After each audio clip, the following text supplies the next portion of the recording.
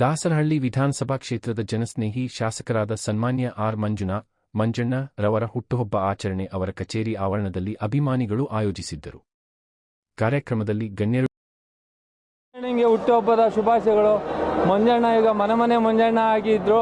ಈ ಸಲ ದಾಸಹಳ್ಳಿ ಮಂಜಣ್ಣ ಆಗಿ 28ಕ್ಕೆ ಜಯಶೀಲರ ಯಾರು ತಪ್ಪಿಸೋಕ್ಕಾಗಲ್ಲ ಅಂತ ಹೇಳಿ ಮಾತಾಡಿ ಅವ್ರಿಗೆ ಆಯುಷ್ ಆರೋಗ್ಯ ಸಂಪತ್ತು ಎಲ್ಲ ಕೊಟ್ಟು ಒಳ್ಳೇದು ಮಾಡಲಿ ಅಂತ ಭಗವಂತ ನಾನು ಪ್ರಾರ್ಥನೆ. ವಿಧಾನಸಭಾ ಕ್ಷೇತ್ರದ ಜನಮೆಚ್ಚಿದ ನಾಯಕರು, ಮನದಲ್ಲಿ ಎಲ್ಲರ ಮನದಲ್ಲಿ ನಿಂತಿದ್ದವರಿಗೆ ಹುಟ್ಟುಹಬ್ಬದ ಶುಭಾಶಯಗಳು.